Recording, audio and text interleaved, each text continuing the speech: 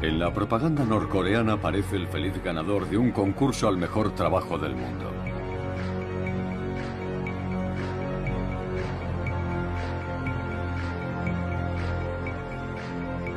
Siempre parece maravillarse de estar en el fabuloso país que sus antepasados construyeron para él, en el que debe ocuparse de todo. Proyectar los nuevos barrios de Pyongyang, enseñar natación a la juventud norcoreana, probar las galletas que inundarán las tiendas del régimen, supervisar la gestión de las granjas avícolas estatales, dar instrucciones en las peluquerías. Incluso encuentra tiempo para probar las últimas novedades del parque de atracciones de la capital.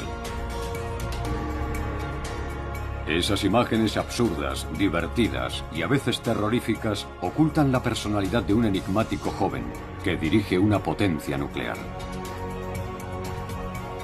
Kim Jong-un no concede entrevistas, así que vamos a preguntar a quienes mejor lo conocen, para intentar hacer su retrato.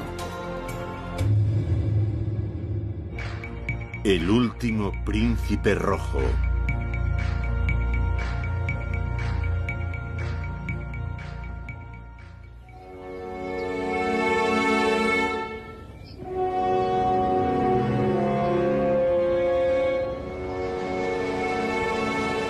Nuestro viaje comienza en los Alpes. En Berna, la capital de la Confederación Suiza, donde vive una de las comunidades norcoreanas más importantes del mundo. La discreción es una norma entre sus miembros, pero sus actividades han llamado la atención de un sagaz periodista de investigación. Existe una explicación histórica. Suiza es un país neutral. Es el país de la oficina de la ONU en Ginebra, de las organizaciones internacionales. Y los norcoreanos, por esa razón, siempre han tenido acceso a Suiza. También aprecian mucho la tranquilidad y el respeto por la esfera privada que impera en esta pequeña nación, donde hay escolarizados muchos hijos de personajes célebres. Esas fueron las razones que impulsaron a Kim Jong-il a enviar a sus hijos a Suiza. En estos documentos de la administración helvética aparece un tal señor Pak, para quien la Embajada de Corea del Norte solicita un visado y un permiso de residencia en Berna en 1992. La solicitud incluye a sus hijos Chol, Un y Mian. Los nombres apenas han sido modificados y las fechas de nacimiento encajan. El señor Pak es sin duda Kim Jong-il, el dictador norcoreano. Sabían que sus hijos estaban aquí, conocían su verdadera identidad. Pero los suizos consideraban que más que un problema, aquello era una oportunidad. ¿Por qué? Porque querían mantener los lazos con un país que había roto relaciones con los demás.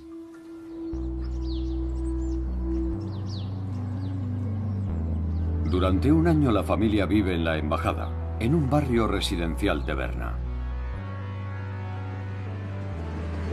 Chol, el mayor, es matriculado en una escuela internacional, una institución para hijos de diplomáticos y hombres de negocios.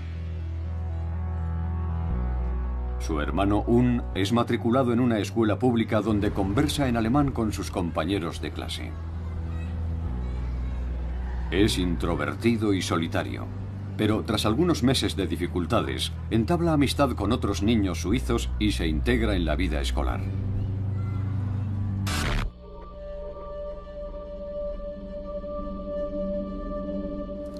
El rendimiento escolar de aquel muchacho no era malo. No solía superar el nivel medio de la clase, aunque en algunas ocasiones sí que lo hacía. Le gustaban mucho los deportes, en especial el baloncesto. Era una actividad que le apasionaba, y es obligado reconocer que tenía talento.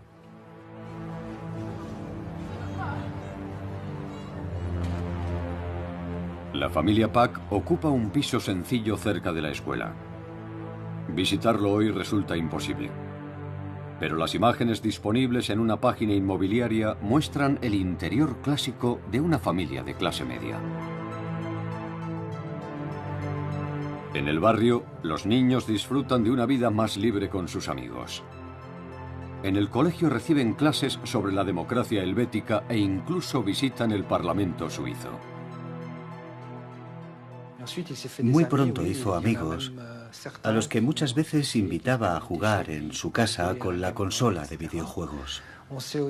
Kim Jong-un también practicaba a menudo el baloncesto con sus amigos del barrio, no solo con los del colegio.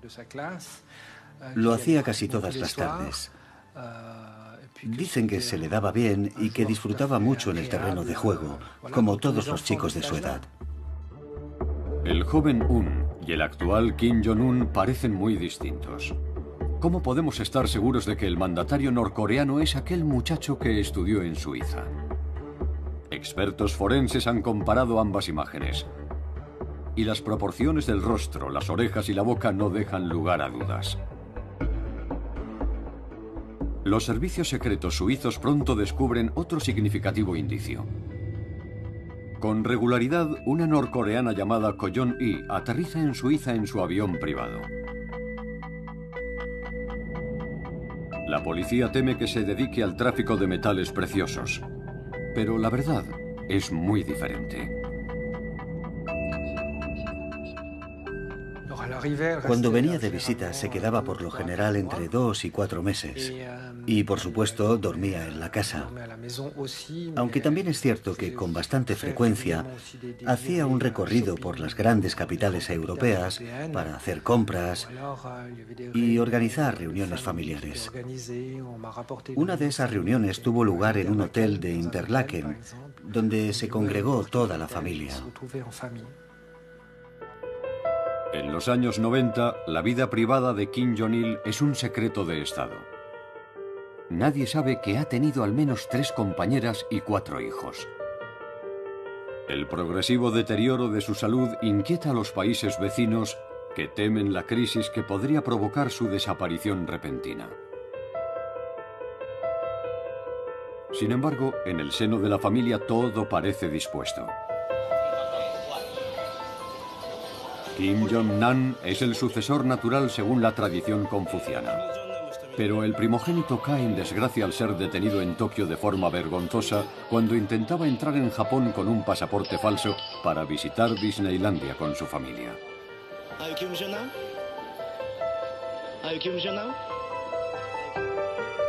Su hermano Kim Jong-chul, educado en Suiza, es considerado por su padre demasiado blando e incluso femenino. Kim Jong-un aún es joven, pero es el hijo de Ko Yeon-hee, el gran amor de Kim Jong-il. Una antigua bailarina que se mueve a sus anchas entre los bastidores del régimen.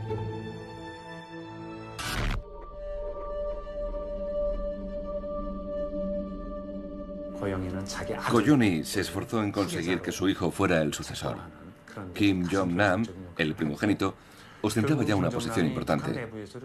Era un experto en redes de comunicación y ocupaba un alto cargo en el Departamento Nacional de Informática. Pero cuando su hermano subió al poder, cayó en desgracia y terminó abandonando el país camino del exilio.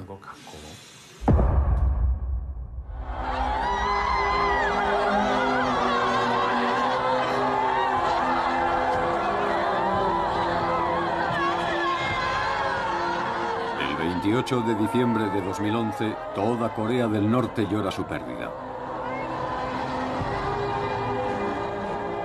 Kim Jong-il, el sol del siglo XXI, ha muerto hace tan solo 11 días. Tiempo de sobra para poner en marcha la lacrimosa puesta en escena de su funeral. Un acto fúnebre que supondrá la consagración de su hijo, presentado públicamente a los norcoreanos un año antes.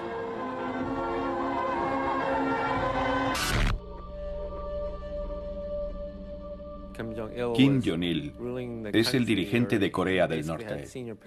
Desde que se convirtiera en el líder máximo hace más de una década, ha mantenido una posición firme y dominante. Pero su repentina muerte obliga a los servicios de propaganda a crear un mito, a reescribir la historia y a proclamar que Kim Jong-un lleva preparándose muchos años, algo que por supuesto no es cierto. Nadie se ha preocupado por la sucesión hasta el preciso momento en que Kim Jong-il sufre el primer ataque. Y es su muerte lo que precipita las cosas. Su hijo no está preparado. Es cierto que existe un plan para convertirlo en el futuro líder, pero no antes de 5 o 10 años. La expresión de su cara y su manera de comportarse en el funeral delatan a un muchacho con un profundo shock emocional que aún no está listo para tomar el relevo. Los problemas acaban de empezar para Kim Jong-un, que es muy consciente de que los viejos generales que formaban el círculo más cercano a su padre no verán con buenos ojos la llegada de un dirigente tan joven.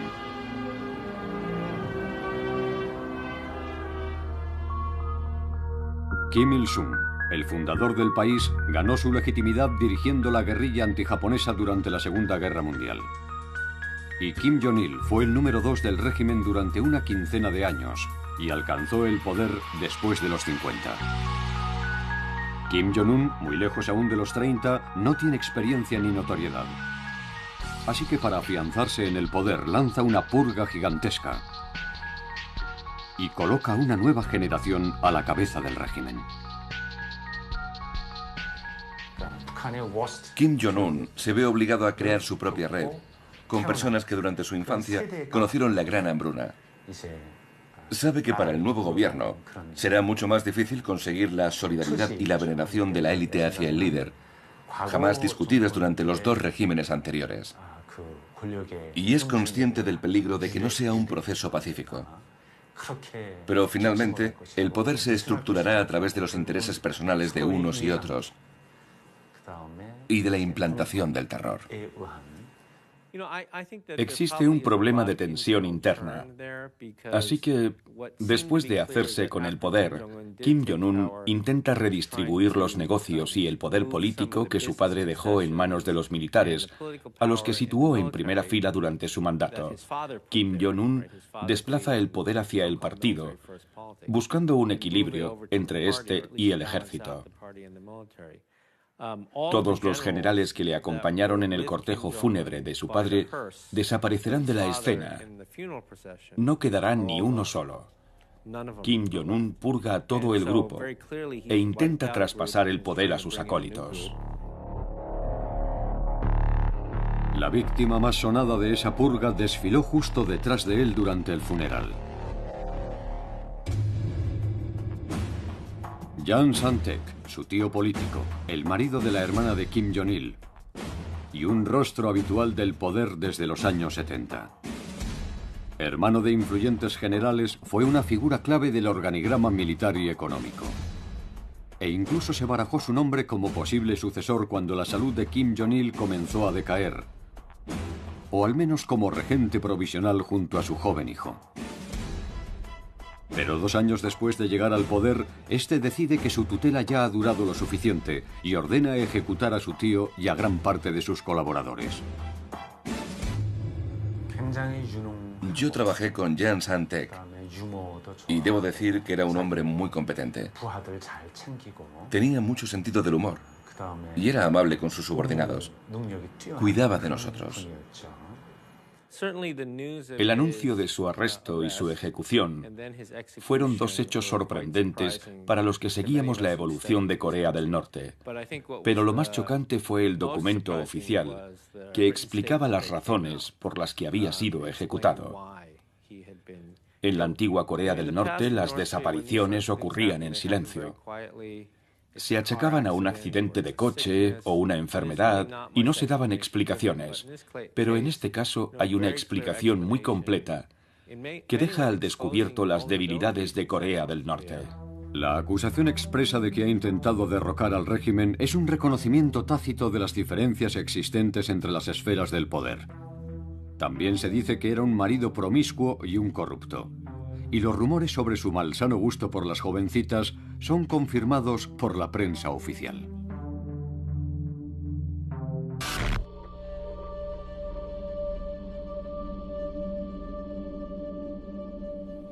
La ejecución de Yang Sang-tek hace mucho daño al régimen. Corea del Norte es un país que respeta mucho a los ancianos, sobre todo a los de la familia. Y al ejecutar a su propio tío para consolidar el poder, Kim Jong-un pone en peligro la lealtad que le profesa su pueblo, que si pierde el respeto a su líder podría volverse en su contra.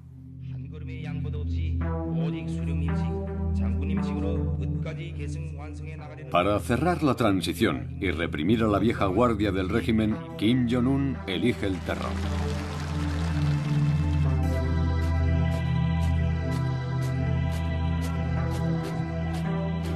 Y coloca a sus hombres de confianza en los puestos de máxima responsabilidad.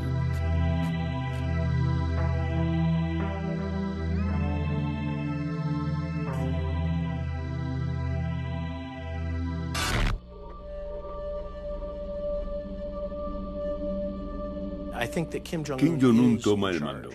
Es el único que maneja los hilos. En el sistema que él implanta, solo puede haber un jefe al que todos deben demostrar su lealtad incondicional si quieren sobrevivir.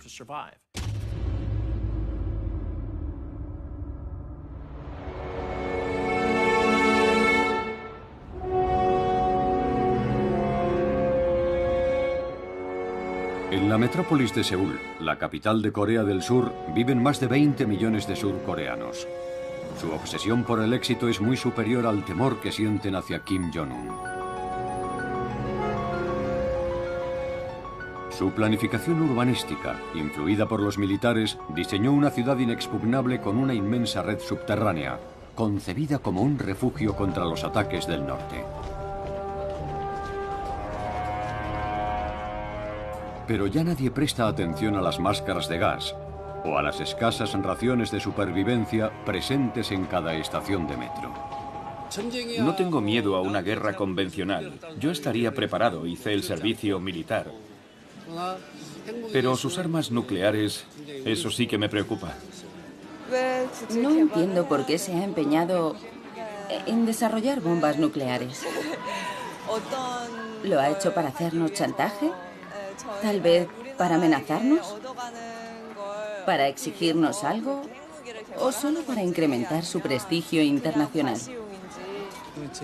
Si he de ser sincero, debo reconocer que no tengo miedo a que Kim Jong-un desencadene una guerra. En mi opinión, la amenaza nuclear es su única forma de sobrevivir. A 55 kilómetros de Seúl se encuentra la frontera con Corea del Norte. Una zona desmilitarizada de 4 kilómetros de anchura con centenares de miles de soldados a ambos lados. Los soldados del sur pueden ver en la distancia a los aldeanos del norte. Al contrario que su padre, Kim Jong-un inspecciona con regularidad los puestos avanzados que apuntan sus armas hacia Seúl.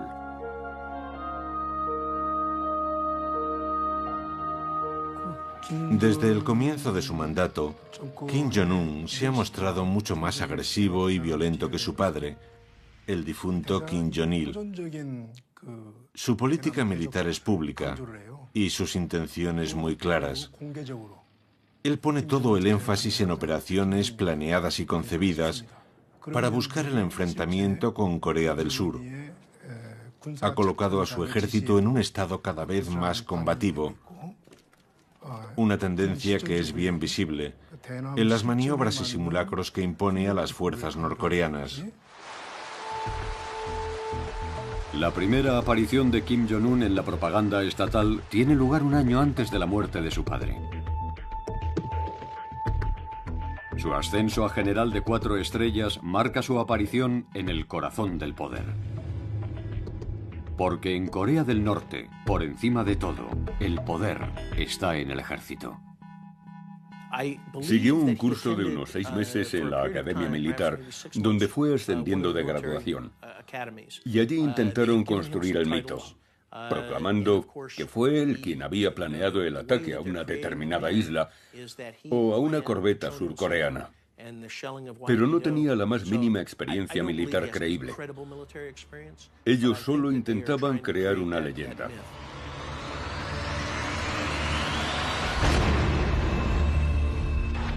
Le nombran general de 4 estrellas con ocasión de la Asamblea del Pueblo.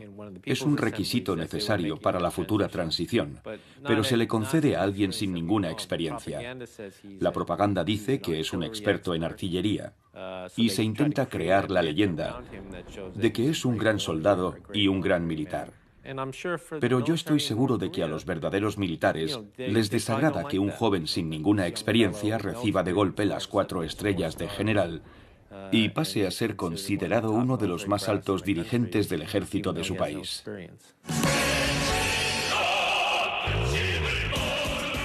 Su ejército tiene 1 millón de soldados y 6 millones de reservistas. El gran líder se esfuerza en mantener la moral de las tropas inspeccionando cada unidad.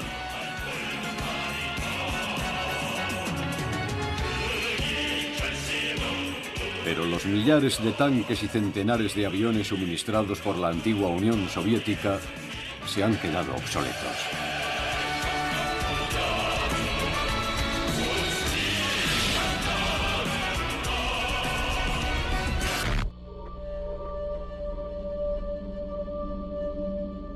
Entre Pyongyang y Seúl hay 195 kilómetros y unos 55 entre Seúl y la frontera.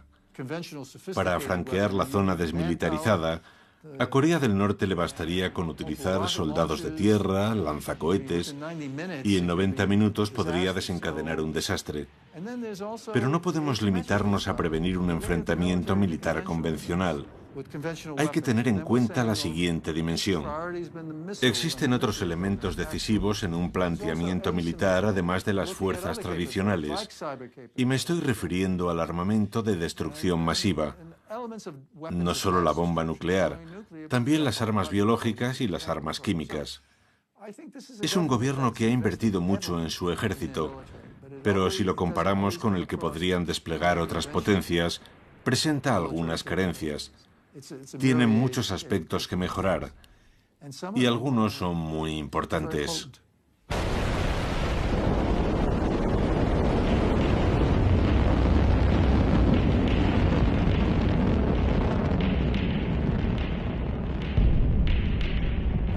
Por supuesto que deben preocuparnos los grandes avances de Corea del Norte en el campo nuclear, en el que ya es la 9ª potencia.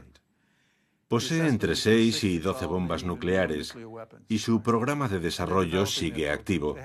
Tiene un sistema de enriquecimiento de uranio, su propio sistema de misiles, los Scud, los Noda, y están fabricando el nuevo KN-08, que es un misil balístico intercontinental propulsado con combustible sólido.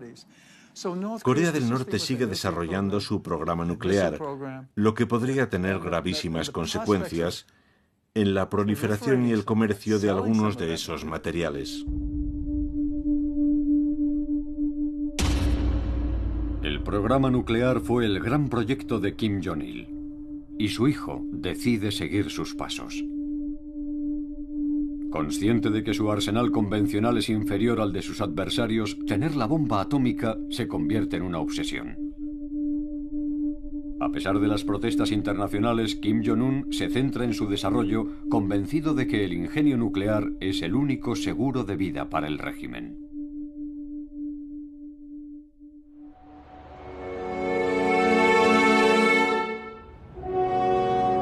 Solo la amenaza atómica podrá mantener a raya a la odiada América imperialista. Su feroz enemigo desde los años 50. En Washington tienen muy presente a este pequeño país asiático. El monumento conmemorativo a los veteranos de la Guerra de Corea está apenas a 200 metros de la Casa Blanca. Desde el armisticio de 1953, Estados Unidos gestiona entre bastidores la crisis coreana. Miles de soldados ocupan el sur de la zona desmilitarizada y los distintos escenarios de un posible conflicto son estudiados al detalle. En Pyongyang, esa demostración de fuerza es interpretada como una amenaza a su supervivencia.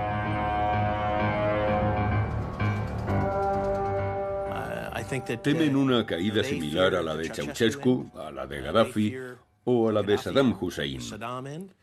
Líderes que cayeron porque tuvieron que llegar a acuerdos con Estados Unidos al no poseer el arma nuclear o porque sus pueblos se rebelaron, como en el caso de Ceausescu. Ellos no quieren terminar así. Y cuando miran a Corea del Sur, no abrigan ninguna esperanza. Corea del Sur es un país democrático que ha juzgado y encarcelado a sus propios presidentes. No es difícil de imaginar qué harían con los líderes norcoreanos, teniendo en cuenta las atrocidades y los crímenes contra la humanidad que su régimen ha cometido.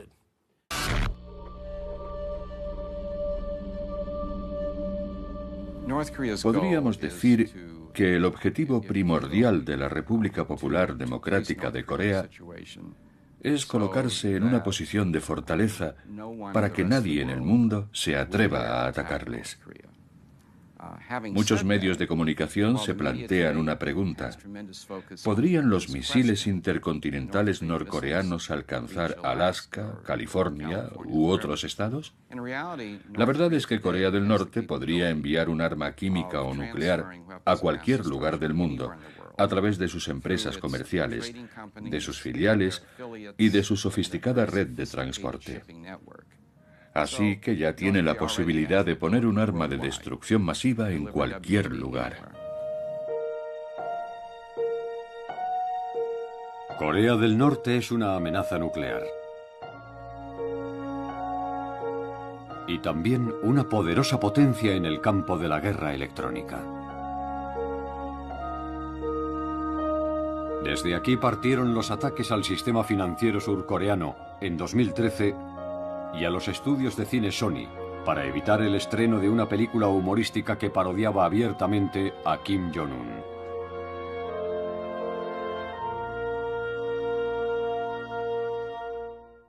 Muchos de los que negociamos con Corea del Norte sentimos un gran respeto por sus capacidades. Quienes han pasado solo unos días allí proclaman que es un país que ni siquiera puede alimentar a su pueblo, que hay escasez y malnutrición. Y es cierto que su desarrollo económico es mínimo y el sistema de distribución estatal no funciona. Si comparamos el norte y el sur, no hay color. Corea del Sur es un país moderno con un considerable Producto Interior Bruto y una renta per cápita elevada. Corea del Norte sigue atrapada en los años 60 y sigue debilitándose desde que alcanzara su auge. Pero esto no debe inducirnos a subestimar su capacidad. Cuando los norcoreanos concentran su talento, son muy eficaces. Un buen ejemplo es su esfuerzo en el desarrollo nuclear. Muchos vaticinaban que nunca podrían enriquecer uranio con centrifugadoras, que era demasiado complicado, pero lo consiguieron. También han implementado su sistema de misiles y han multiplicado su capacidad cibernética. Cuando se concentran en algo, siempre lo consiguen. Sí, el acceso a Internet está restringido y además es lento, pero en cuanto tengan técnicos cualificados y posean las herramientas indispensables, obtendrán grandes resultados. Yo siento un gran respeto por la forma en que, cuando se proponen algo y ponen los medios necesarios, desarrollan nuevas capacidades.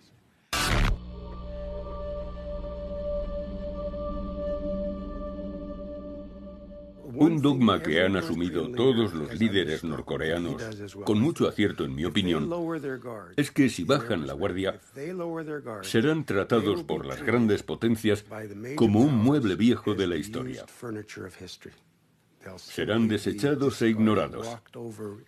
No se les prestará la más mínima atención. Su única opción es intentar por todos los medios que el mundo se interese por ellos, que no los veamos como una simple mancha negra en los mapas, que es lo más habitual.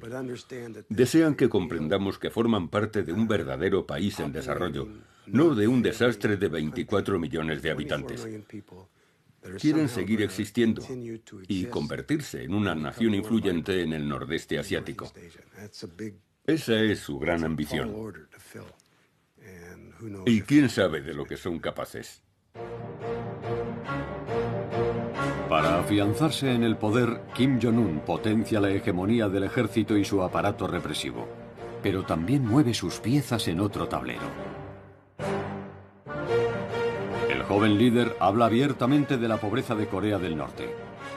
y afirma que no podrá dormir tranquilo hasta que sus habitantes alcancen un nivel de vida satisfactorio.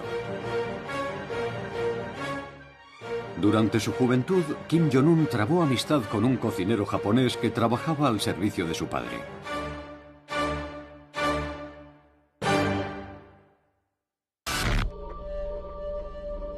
Kenji Fujimoto recuerda hoy las confidencias nocturnas del futuro dictador. Una noche empezamos a charlar a las 11:10. Cuando terminamos de hablar, volví a mirar mi reloj y descubrí que eran casi las 5 de la mañana. Hablamos de muchas cosas. En cierto momento me comentó: he estado en Europa, en Asia y también en Japón. Y en las tiendas y supermercados hay toneladas de alimentos. Pero en mi país casi no hay nada. Es necesario que hagamos algo al respecto. Después dijo estas palabras: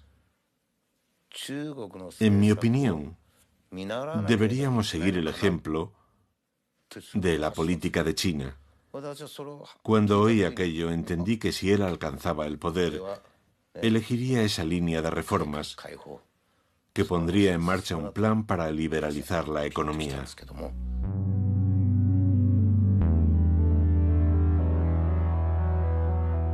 Día tras día, Kim Jong-un es presentado como el responsable de la reactivación de la agricultura y la economía norcoreana. Y aunque los primeros resultados son modestos, el país parece haber superado las dos grandes hambrunas que diezmaron a la población durante los años 90. En su primer discurso televisado, en abril de 2012, tuve la impresión de que uno de sus primeros objetivos era convencer a su propio pueblo y al resto del mundo de que allí nacía una nueva Corea del Norte y de que las penalidades pasadas habían quedado atrás.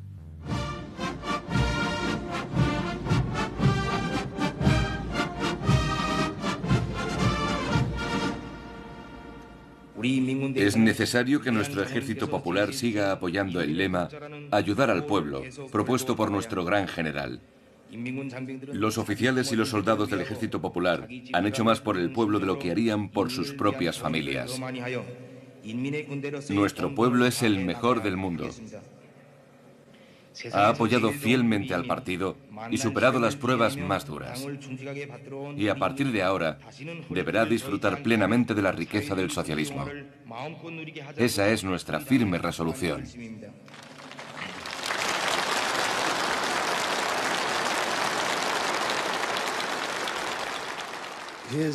Él se concentra en el futuro. La pregunta es si será capaz de construir la Corea del Norte que desea. Un país con una mayor prosperidad. Capaz de mirar a la cara a Corea del Sur y seguir sus pasos, aunque nunca la alcance, y con un ejército fuerte que obligue a los demás a tomarlos en serio.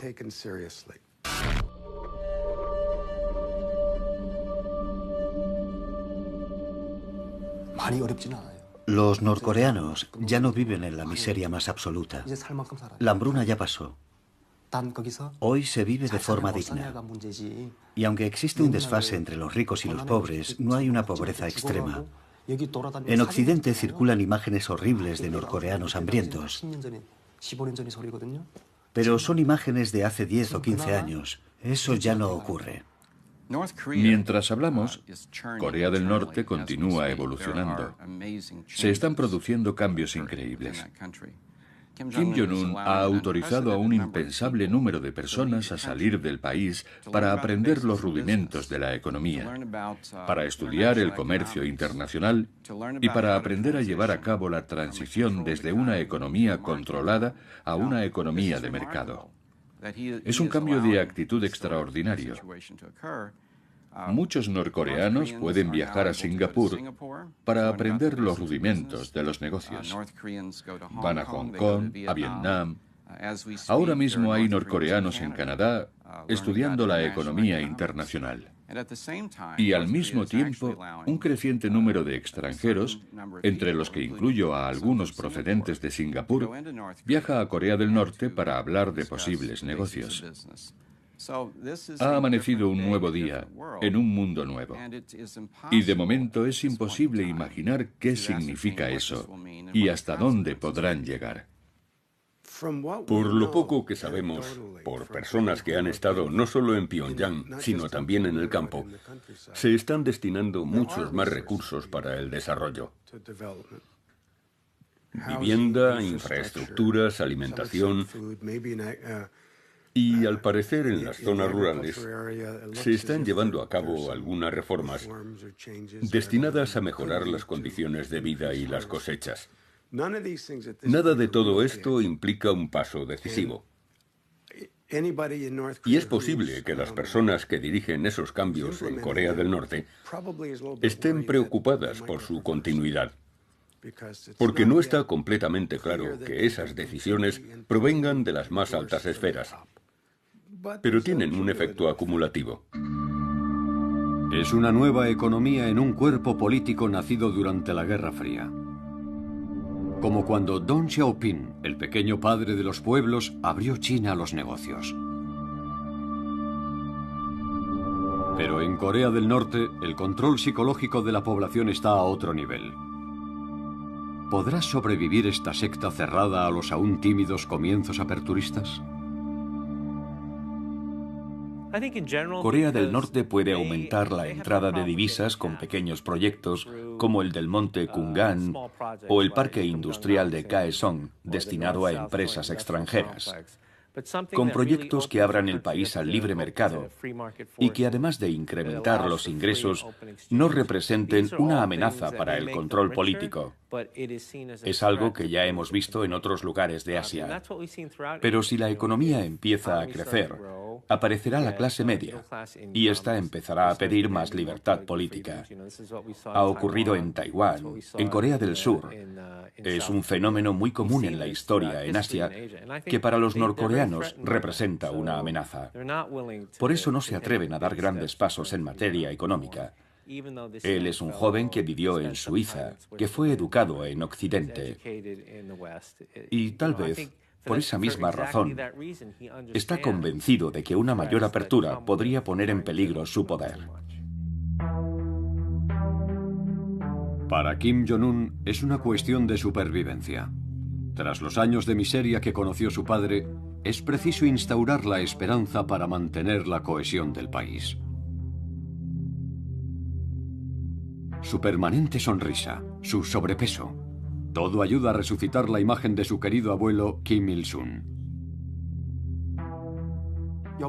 En Corea del Norte, hasta el niño más pequeño adora a Kim Il-sung. Él siempre será el gran líder. En su época, el pueblo comía bien. No sufría la miseria que asoló el país tras el ascenso al poder de Kim Jong-il. Por eso Kim Jong-un intenta demostrar que no es como su padre, sino como su abuelo, a quien todo el mundo ama. Por eso lo imita tanto.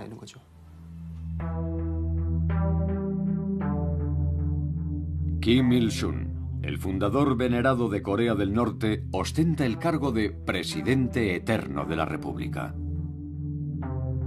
Durante su mandato, el desarrollo de Corea del Norte superó en ocasiones al de Corea del Sur gracias al apoyo de Moscú. Pero con la caída del bloque soviético, la economía se hundió, provocando la llegada de una terrible hambruna que alcanzó su auge bajo la jefatura de Kim Jong-il.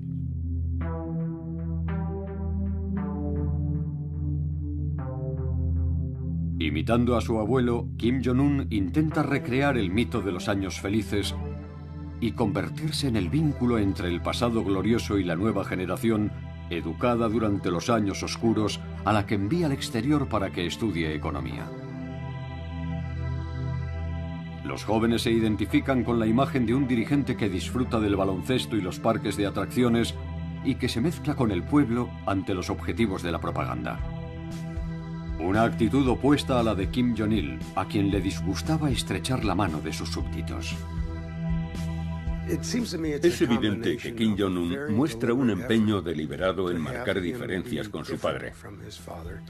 Es mucho más abierto, al menos en apariencia. Busca el contacto directo con la población y se siente cómodo entre la gente. Me gustaría contar una anécdota maravillosa que se ha repetido en circunstancias parecidas. En cierta ocasión fue a visitar un nuevo complejo de apartamentos. Allí conoció a los primeros inquilinos y se sentó con ellos con su esposa al lado. Y ésta le sirvió el té como haría cualquier madre coreana. Yo no puedo imaginarme a Kim Jong-il haciendo eso, aunque tal vez sí a su padre, Kim Il-sung. Otro episodio muy significativo tuvo lugar durante una visita a una unidad militar femenina. Kim Jong-un charló con las jóvenes. Y cuando llegó el momento de marcharse, no se limitó a posar con toda la unidad. Permitió que todas aquellas mujeres, una tras otra, fueran fotografiadas junto a él, como si fuera una estrella del rock. Ellas lo cogían del brazo entusiasmadas. Yo estaba atónito. Era algo que jamás podría haber ocurrido antes.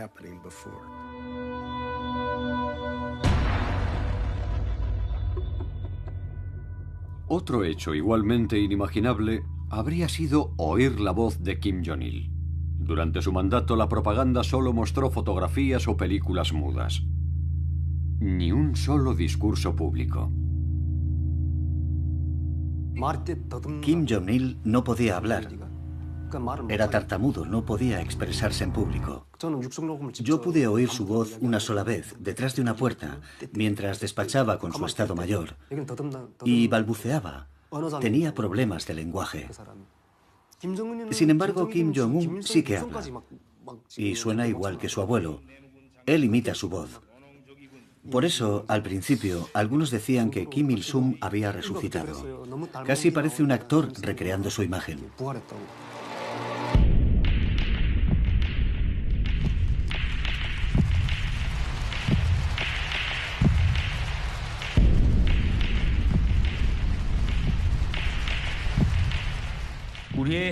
Nuestra fuerza nuclear protege la soberanía nacional. Con ella construimos la paz, la fortaleza, la riqueza y la felicidad del pueblo.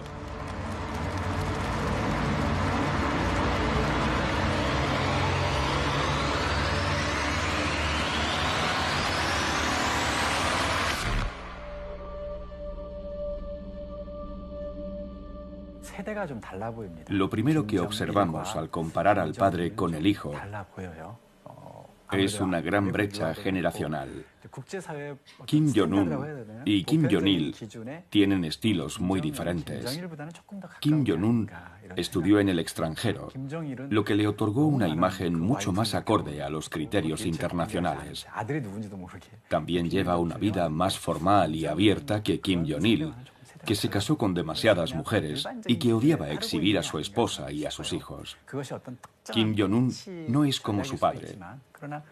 En mi opinión, intenta convertirse en un mandatario con un estilo propio, pero más normal, menos exótico.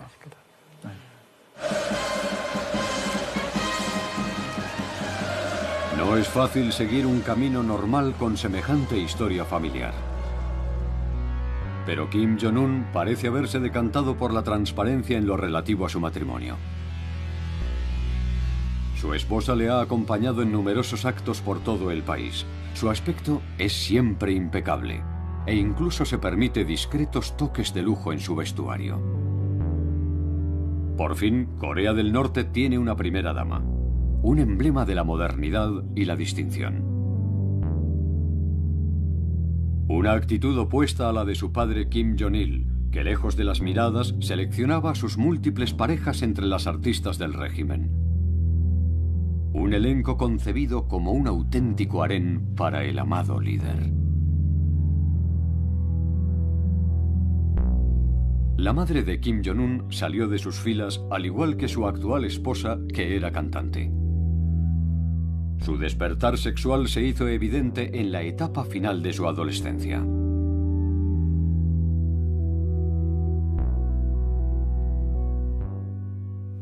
Nunca le prohibieron salir con chicas. Simplemente no le interesaban. A él solo le gustaba el deporte y estaba todo el tiempo jugando al baloncesto. Yo estaba intranquilo. Pero un día en la llamada Brigada de los Placeres, vimos a una chica con una gran delantera. Kim Jong-un me dijo excitado en voz muy baja: «Fujimoto, ¿has visto qué pecho tiene?». Yo me sentí aliviado al oír aquello y pensé: es un chico, todo va bien. Otra mujer es exhibida por el régimen cada vez con mayor regularidad. Acompañaba a Kim Jong-un en el funeral de su padre. Pero la propaganda no desveló el nombre de aquella afligida joven. Es Kim Yo-jong, la hermana menor del dictador.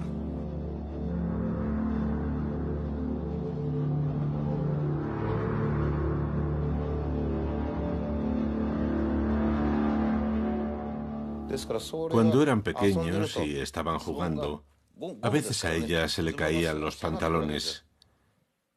Kim Jong-un siempre estaba pendiente y le decía: «Cuidado, cuidado». Y él mismo ayudaba a su hermana a ponérselos bien. Él la quería mucho. Y ahora que son mayores, su afecto es aún mayor. El general Kim Jong-il también quería mucho a su hermana menor, la tía de Kim Jong-un. Así que es un sentimiento que ambos compartían. En eso sí que se parece a su padre. Me resulta interesante que se rodee de tantas mujeres de carácter. En una ocasión fue a inaugurar un parque de atracciones. Y lo hizo acompañado por su esposa, por su tía, la hermana de Kim Jong-il, y por la última compañera de su padre, una mujer de fuerte temperamento. También asistieron otras dos damas cuyos nombres no recuerdo. Lo que demuestra que el suyo no es en absoluto un sistema patriarcal. Él escucha a las mujeres. Kim Jong-un prepara a su hermana para que le sustituya cuando se vea aquejado por algún problema de salud.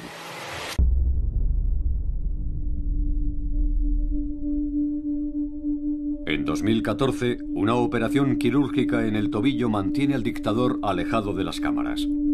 Pero en cuanto le es posible, vuelve a aparecer en los medios oficiales que lo muestran renqueante y convaleciente.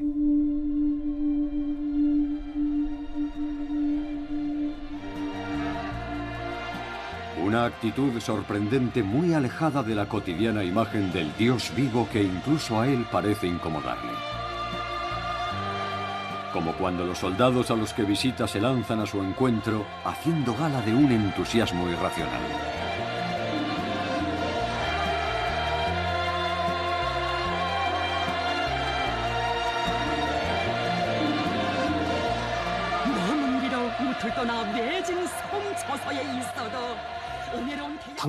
No hay nada inusual en esas imágenes.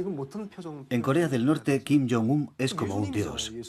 Si un cristiano viera a Jesucristo en un barco en medio del río, ¿no intentaría llegar hasta él? Es lo mismo.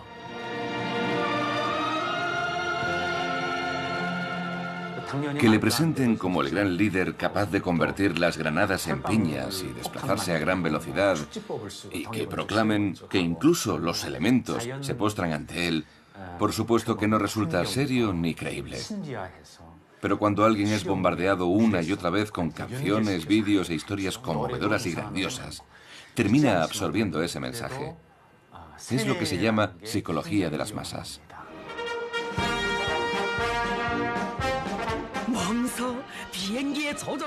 La televisión norcoreana también presenta al dictador como un experto instructor de pilotos de líneas aéreas. Este montaje ridículo que haría sonreír a cualquier especialista es un elemento habitual del lenguaje del régimen.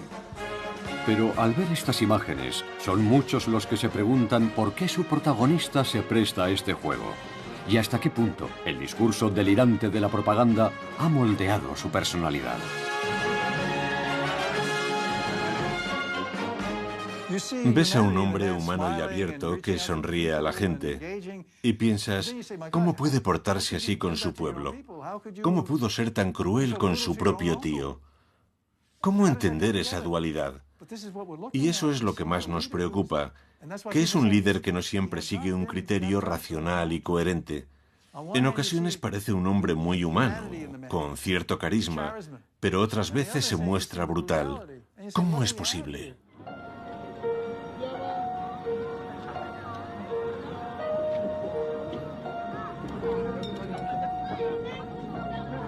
En la frontera que separa las dos Coreas, los puestos de vigilancia se han convertido en una atracción turística. Los domingos, los surcoreanos vienen en familia a observar la desolada franja divisoria.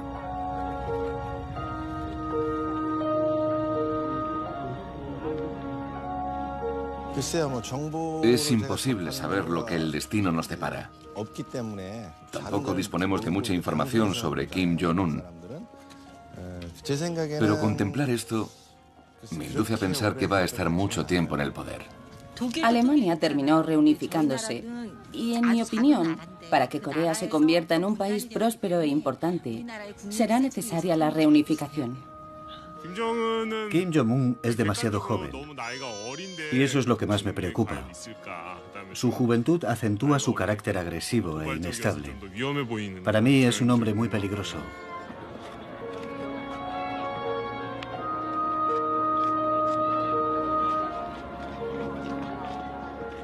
Mis 34 años en el ejército me permiten vaticinar que Corea del Sur derrotaría a Corea del Norte. Pero sería un conflicto sangrante y trágico. Corea del Sur sufriría una destrucción terrible y el mundo entero se vería sacudido, al menos económicamente, si esta guerra tuviera lugar.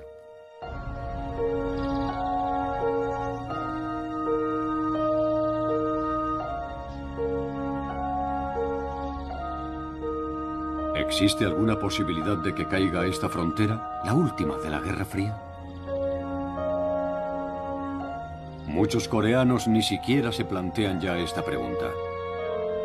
Los vínculos familiares y personales casi han desaparecido, tras tantas décadas de separación, observando con recelo a la familia Kim en la cercana Pyongyang. Una tumultuosa historia que oculta las claves del futuro de la península coreana.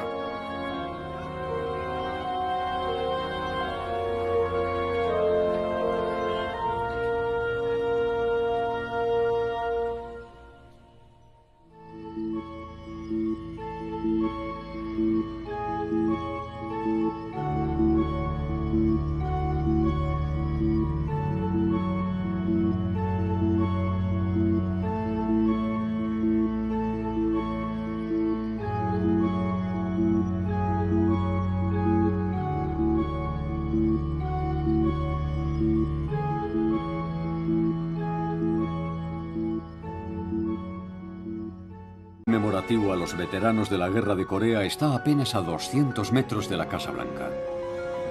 Desde el armisticio de 1953, Estados Unidos gestiona entre bastidores la crisis coreana. Miles de soldados ocupan el sur de la zona desmilitarizada y los distintos escenarios de un posible conflicto son estudiados al detalle. En Pyongyang, esa demostración de fuerza es interpretada como una amenaza a su supervivencia.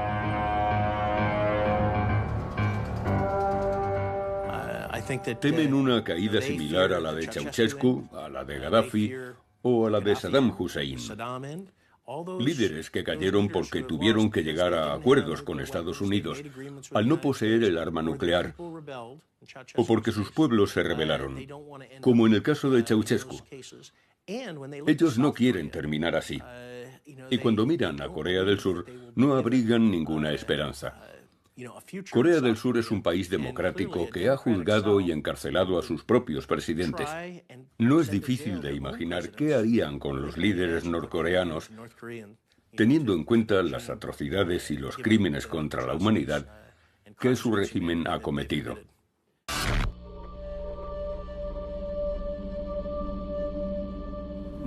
Podríamos decir que el objetivo primordial de la República Popular Democrática de Corea es colocarse en una posición de fortaleza para que nadie en el mundo se atreva a atacarles.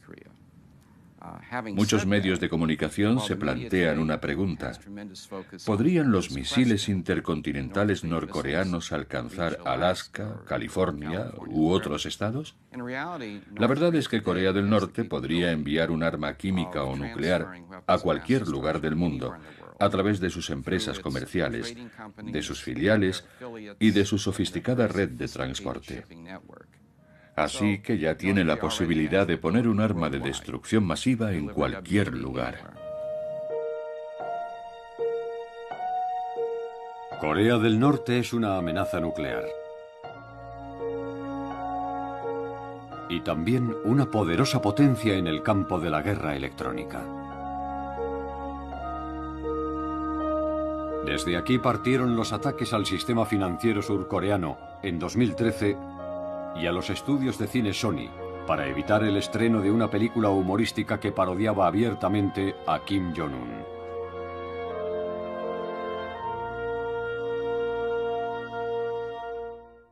Muchos de los que negociamos con Corea del Norte sentimos un gran respeto por sus capacidades. Quienes han pasado solo unos días allí proclaman que es un país que ni siquiera puede alimentar a su pueblo. Muy alejada de la cotidiana imagen del Dios vivo que incluso a él parece incomodarle.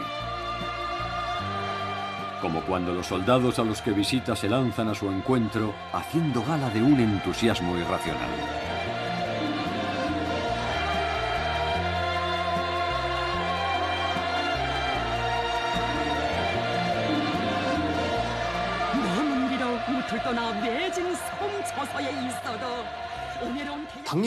No hay nada inusual en esas imágenes. En Corea del Norte, Kim Jong-un es como un dios. Si un cristiano viera a Jesucristo en un barco en medio del río, ¿no intentaría llegar hasta él? Es lo mismo.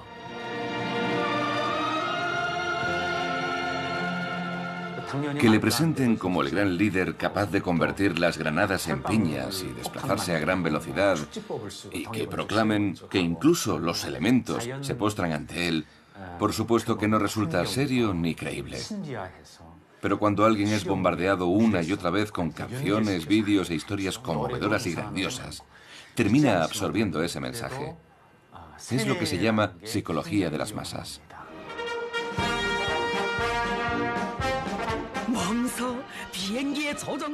La televisión norcoreana también presenta al dictador como un experto instructor de pilotos de líneas aéreas. Este montaje ridículo que haría sonreír a cualquier especialista es un elemento habitual del lenguaje del régimen. Pero al ver estas imágenes, son muchos los que se preguntan por qué su protagonista se presta a este juego. Y hasta qué punto el discurso delirante de la propaganda ha moldeado su personalidad.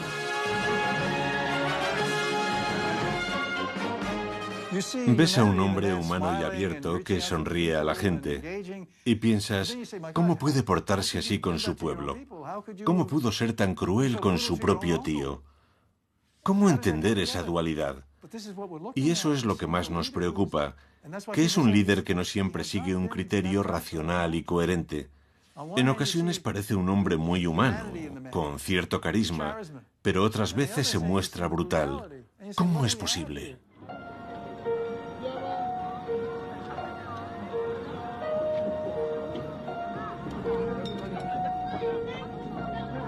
En la frontera que separa las dos Coreas, los puestos de vigilancia se han convertido en una atracción turística.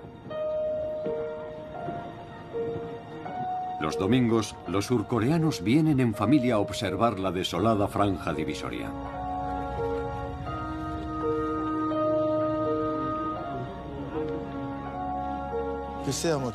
Es imposible saber lo que el destino nos depara. Es decir, que el objetivo primordial de la República Popular Democrática de Corea es colocarse en una posición de fortaleza para que nadie en el mundo se atreva a atacarles. Muchos medios de comunicación se plantean una pregunta. ¿Podrían los misiles intercontinentales norcoreanos alcanzar Alaska, California u otros estados? La verdad es que Corea del Norte podría enviar un arma química o nuclear a cualquier lugar del mundo a través de sus empresas comerciales, de sus filiales y de su sofisticada red de transporte. Así que ya tiene la posibilidad de poner un arma de destrucción masiva en cualquier lugar. Corea del Norte es una amenaza nuclear. Y también una poderosa potencia en el campo de la guerra electrónica. Desde aquí partieron los ataques al sistema financiero surcoreano en 2013 y a los estudios de cine Sony para evitar el estreno de una película humorística que parodiaba abiertamente a Kim Jong-un.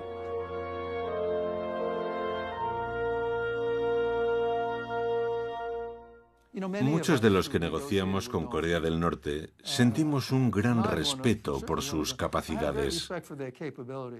Quienes han pasado solo unos días allí proclaman que es un país que ni siquiera puede alimentar a su pueblo, que hay escasez y malnutrición.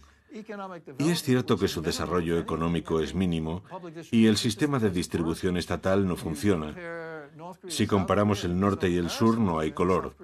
Corea del Sur es un país moderno con un considerable Producto Interior Bruto y una renta per cápita elevada. Corea del Norte sigue atrapada en los años 60 y sigue debilitándose desde que alcanzara su auge. Pero esto no debe inducirnos a subestimar su capacidad.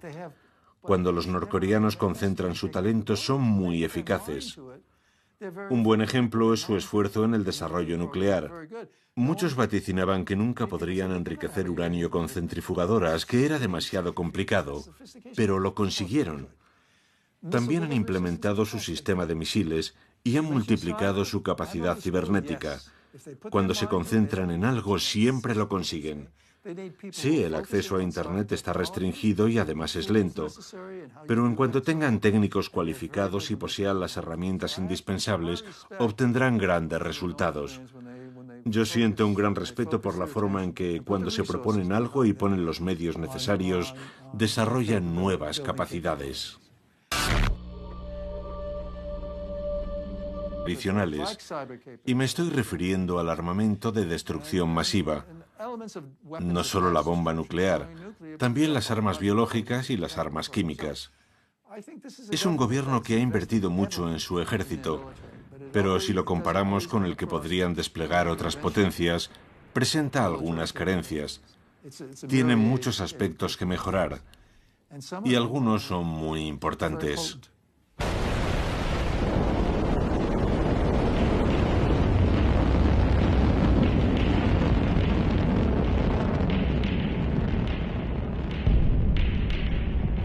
Por supuesto que deben preocuparnos los grandes avances de Corea del Norte en el campo nuclear, en el que ya es la novena potencia.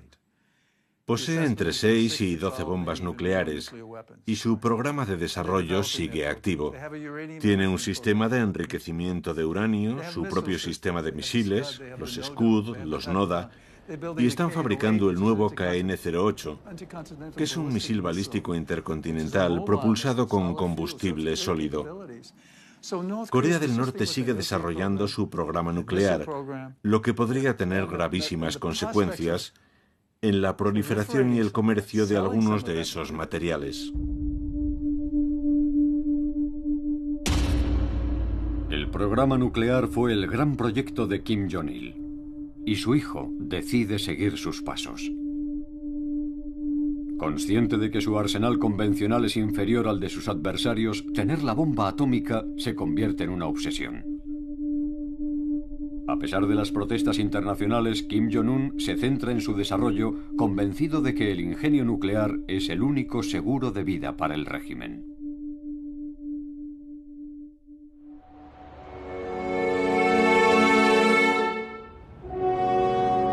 Solo la amenaza atómica podrá mantener a raya a la odiada América imperialista. Su feroz enemigo desde los años 50.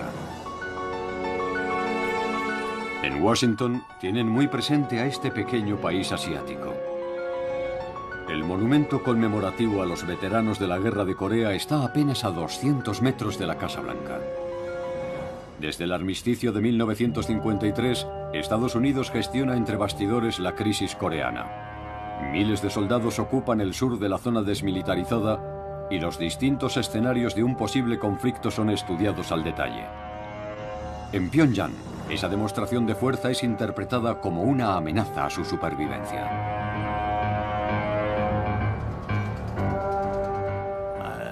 Temen una caída similar a la de Ceausescu, a la de Gaddafi o a la de Saddam Hussein.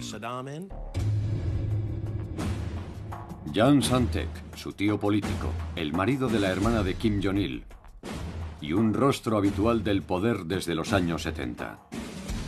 Hermano de influyentes generales, fue una figura clave del organigrama militar y económico. E incluso se barajó su nombre como posible sucesor cuando la salud de Kim Jong-il comenzó a decaer, o al menos como regente provisional junto a su joven hijo. Pero 2 años después de llegar al poder, este decide que su tutela ya ha durado lo suficiente y ordena ejecutar a su tío y a gran parte de sus colaboradores. Yo trabajé con Jang Sang-taek y debo decir que era un hombre muy competente. Tenía mucho sentido del humor y era amable con sus subordinados. Cuidaba de nosotros. El anuncio de su arresto y su ejecución fueron 2 hechos sorprendentes para los que seguíamos la evolución de Corea del Norte. Pero lo más chocante fue el documento oficial que explicaba las razones por las que había sido ejecutado. En la antigua Corea del Norte, las desapariciones ocurrían en silencio. Se achacaban a un accidente de coche o una enfermedad y no se daban explicaciones. Pero en este caso hay una explicación muy completa que deja al descubierto las debilidades de Corea del Norte. La acusación expresa de que ha intentado derrocar al régimen es un reconocimiento tácito de las diferencias existentes entre las esferas del poder. También se dice que era un marido promiscuo y un corrupto. Y los rumores sobre su malsano gusto por las jovencitas son confirmados por la prensa oficial.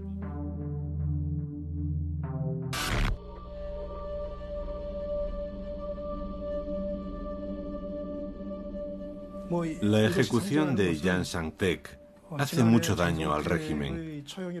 Corea del Norte es un país que respeta mucho a los ancianos, sobre todo a los de la familia. Y al ejecutar a su propio tío para consolidar el poder, Kim Jong-un pone en peligro la lealtad que le profesa su pueblo, que si pierde el respeto a su líder podría volverse en su contra.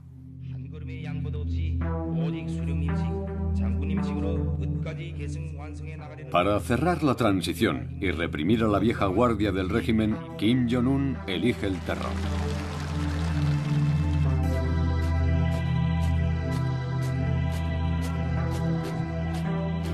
Y coloca a sus hombres de confianza en los puestos de máxima responsabilidad.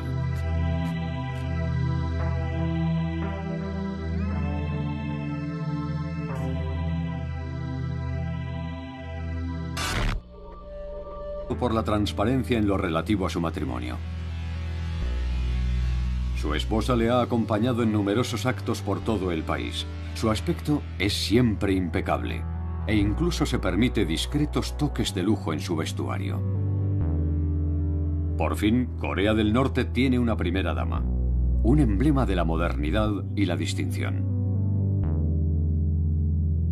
Una actitud opuesta a la de su padre Kim Jong-il, que lejos de las miradas seleccionaba a sus múltiples parejas entre las artistas del régimen.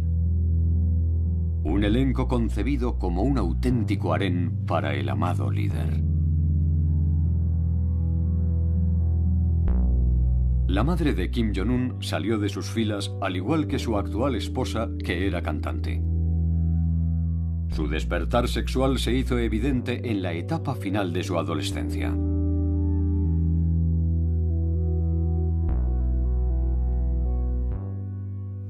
Nunca le prohibieron salir con chicas. Simplemente no le interesaban. A él solo le gustaba el deporte y estaba todo el tiempo jugando al baloncesto. Yo estaba intranquilo. Pero un día, en la llamada Brigada de los Placeres, vimos a una chica con una gran delantera.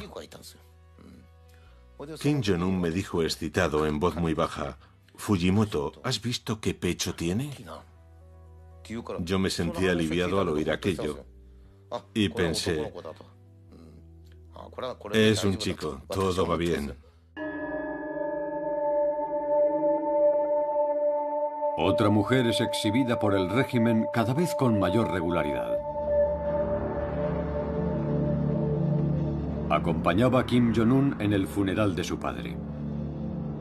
Pero la propaganda no desveló el nombre de aquella afligida joven. Es Kim Yo-jong, la hermana menor del dictador.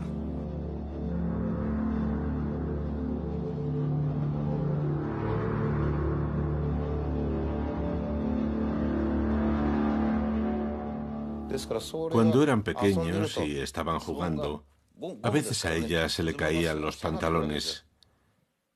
Kim Jong-un siempre estaba pendiente y le decía: «Cuidado, cuidado». Y él mismo ayudaba a su hermana a ponérselos bien. Él la quería mucho. Y ahora que son mayores, su afecto es aún mayor. El general Kim Jong-il también quería mucho a su hermana menor, la tía de Kim Jong-un. Así que es un sentimiento que ambos compartían. En eso sí que se parece a su padre. Me resulta interesante que se rodee de tantas mujeres de carácter. Sin embargo, en el seno de la familia todo parece dispuesto. Kim Jong-nam es el sucesor natural según la tradición confuciana. Pero el primogénito cae en desgracia al ser detenido en Tokio de forma vergonzosa cuando intentaba entrar en Japón con un pasaporte falso para visitar Disneylandia con su familia.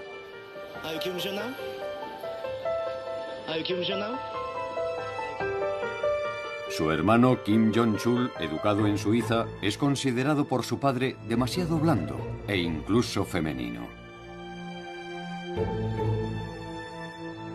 Kim Jong-un aún es joven, pero es el hijo de Ko Jong-il, el gran amor de Kim Jong-il. Una antigua bailarina que se mueve a sus anchas entre los bastidores del régimen.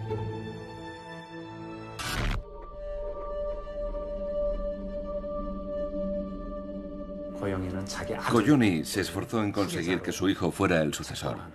Kim Jong-nam, el primogénito, ostentaba ya una posición importante. Era un experto en redes de comunicación y ocupaba un alto cargo en el Departamento Nacional de Informática. Pero cuando su hermano subió al poder, cayó en desgracia y terminó abandonando el país camino del exilio.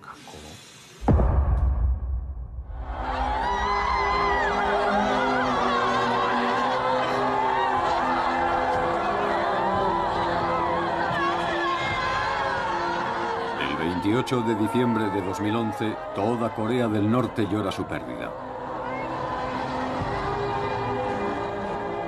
Kim Jong-il, el sol del siglo XXI, ha muerto hace tan solo 11 días. Tiempo de sobra para poner en marcha la lacrimosa puesta en escena de su funeral. Un acto fúnebre que supondrá la consagración de su hijo, presentado públicamente a los norcoreanos un año antes.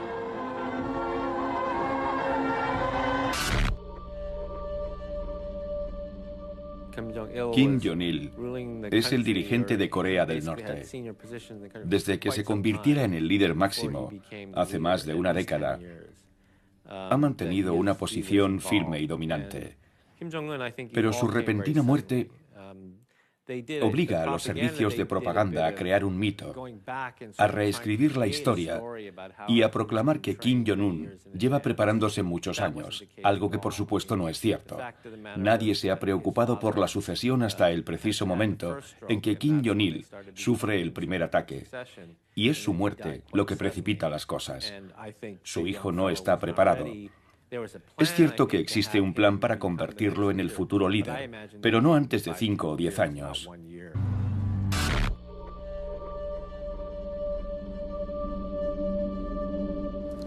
El rendimiento escolar de aquel muchacho no era malo. No solía superar el nivel medio de la clase, aunque en algunas ocasiones sí que lo hacía. Le gustaban mucho los deportes, en especial el baloncesto.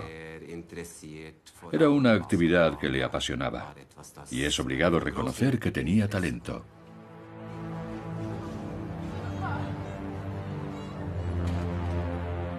La familia Pak ocupa un piso sencillo cerca de la escuela.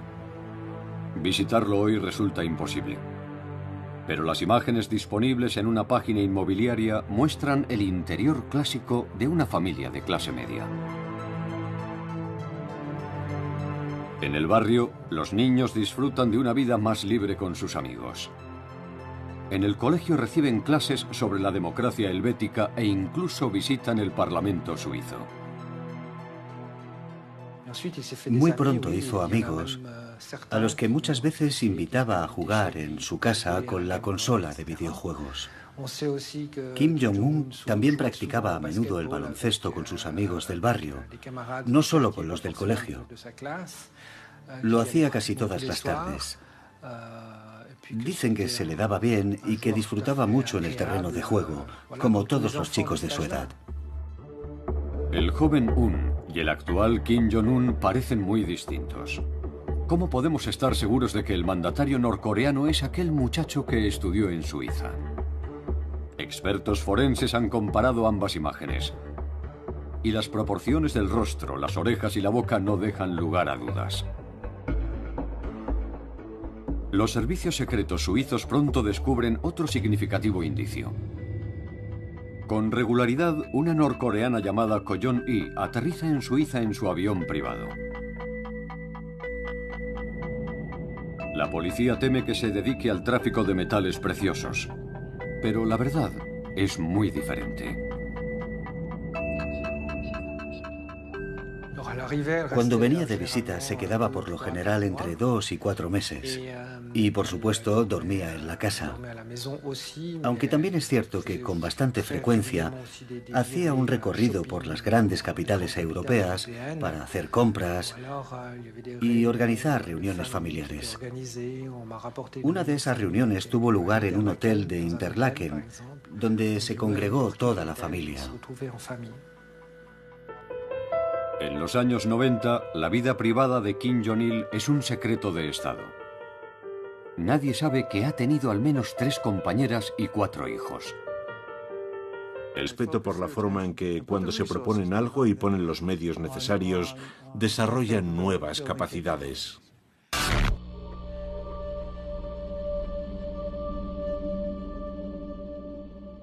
Un dogma que han asumido todos los líderes norcoreanos, con mucho acierto en mi opinión, es que si bajan la guardia, serán tratados por las grandes potencias como un mueble viejo de la historia. Serán desechados e ignorados. No se les prestará la más mínima atención. Su única opción es intentar por todos los medios que el mundo se interese por ellos, que no los veamos como una simple mancha negra en los mapas, que es lo más habitual. Desean que comprendamos que forman parte de un verdadero país en desarrollo, no de un desastre de 24 millones de habitantes. Quieren seguir existiendo y convertirse en una nación influyente en el nordeste asiático. Esa es su gran ambición. Y quién sabe de lo que son capaces. Para afianzarse en el poder, Kim Jong-un potencia la hegemonía del ejército y su aparato represivo, pero también mueve sus piezas en otro tablero. El joven líder habla abiertamente de la pobreza de Corea del Norte y afirma que no podrá dormir tranquilo hasta que sus habitantes alcancen un nivel de vida satisfactorio. Durante su juventud, Kim Jong-un trabó amistad con un cocinero japonés que trabajaba al servicio de su padre.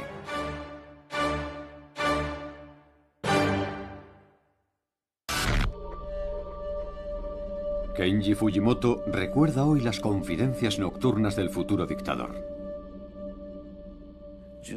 Una noche empezamos a charlar a las 11:10. Cuando terminamos de hablar, volví a mirar mi reloj. y descubrí que eran casi las 5 de la mañana. Hablamos de muchas cosas. En cierto momento me comentó, he estado en Europa, en Asia y también en Japón. Y en las tiendas y supermercados hay toneladas de alimentos. Pero en mi país casi no hay nada. Es necesario que hagamos algo al respecto. Después dijo estas palabras. En mi opinión, deberíamos seguir el ejemplo de la política de China. Cuando oí aquello, entendí que si él alcanzaba el poder, elegiría esa línea de reformas que pondría en marcha un plan para liberalizar la economía.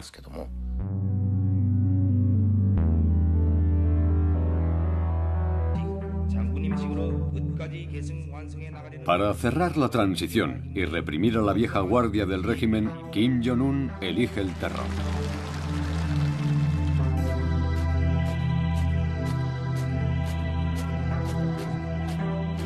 Y coloca a sus hombres de confianza en los puestos de máxima responsabilidad.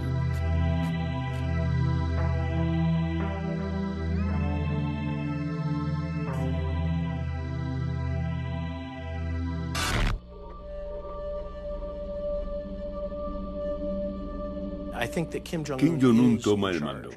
Es el único que maneja los hilos. En el sistema que él implanta, solo puede haber un jefe al que todos deben demostrar su lealtad incondicional si quieren sobrevivir.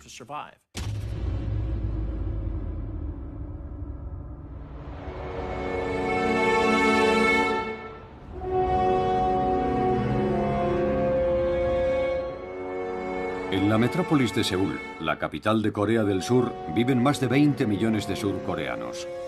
Su obsesión por el éxito es muy superior al temor que sienten hacia Kim Jong-un. Su planificación urbanística, influida por los militares, diseñó una ciudad inexpugnable con una inmensa red subterránea, concebida como un refugio contra los ataques del norte. Pero ya nadie presta atención a las máscaras de gas o a las escasas raciones de supervivencia presentes en cada estación de metro. No tengo miedo a una guerra convencional. Yo estaría preparado, hice el servicio militar. Pero sus armas nucleares, eso sí que me preocupa. No entiendo por qué se ha empeñado en desarrollar bombas nucleares. ¿Lo ha hecho para hacernos chantaje? ¿Tal vez para amenazarnos? ¿Para exigirnos algo? ¿O solo para incrementar su prestigio internacional? Si he de ser sincero, debo reconocer que no tengo miedo a que Kim Jong-un desencadene una guerra. En mi opinión, la amenaza nuclear es su única forma de sobrevivir. A 55 kilómetros de Seúl se encuentra la frontera con Corea del Norte. Una zona desmilitarizada de 4 kilómetros de anchura con centenares de miles de soldados a ambos lados.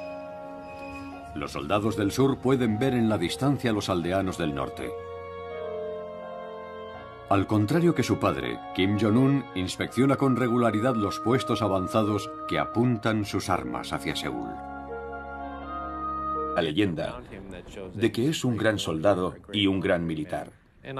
Pero yo estoy seguro de que a los verdaderos militares les desagrada que un joven sin ninguna experiencia reciba de golpe las 4 estrellas de general y pase a ser considerado uno de los más altos dirigentes del ejército de su país.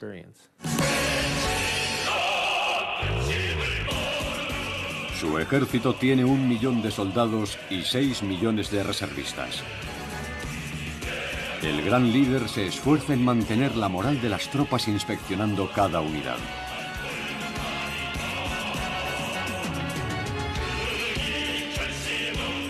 Pero los millares de tanques y centenares de aviones suministrados por la antigua Unión Soviética se han quedado obsoletos.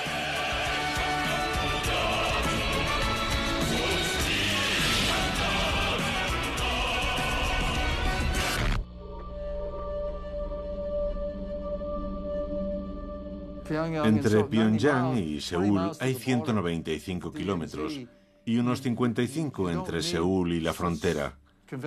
Para franquear la zona desmilitarizada, a Corea del Norte le bastaría con utilizar soldados de tierra, lanzacohetes, y en 90 minutos podría desencadenar un desastre. Pero no podemos limitarnos a prevenir un enfrentamiento militar convencional.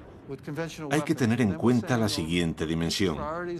Existen otros elementos decisivos en un planteamiento militar, además de las fuerzas tradicionales, y me estoy refiriendo al armamento de destrucción masiva. No solo la bomba nuclear, también las armas biológicas y las armas químicas. Es un gobierno que ha invertido mucho en su ejército, pero si lo comparamos con el que podrían desplegar otras potencias, presenta algunas carencias. Tiene muchos aspectos que mejorar, y algunos son muy importantes.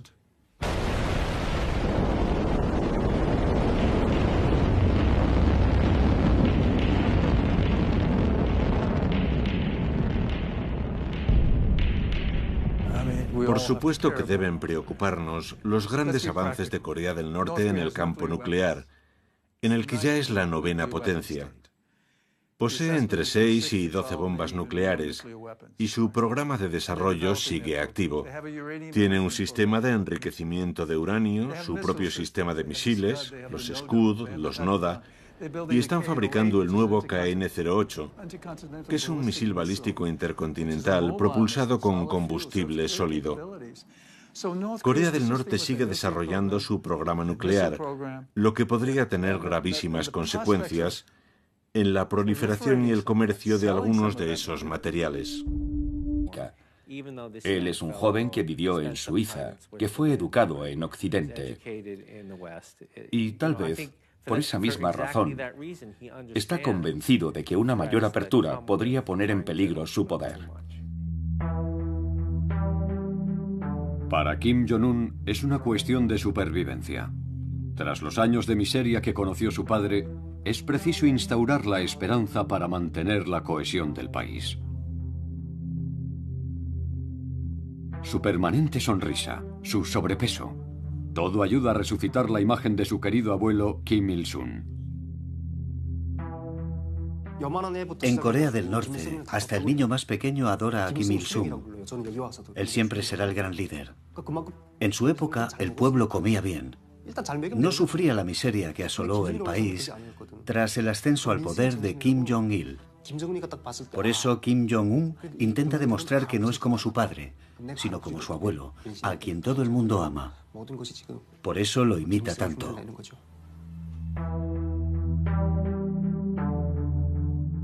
Kim Il-sung, el fundador venerado de Corea del Norte, ostenta el cargo de presidente eterno de la República. Durante su mandato, el desarrollo de Corea del Norte superó en ocasiones al de Corea del Sur gracias al apoyo de Moscú. Pero con la caída del bloque soviético, la economía se hundió, provocando la llegada de una terrible hambruna que alcanzó su auge bajo la jefatura de Kim Jong-il.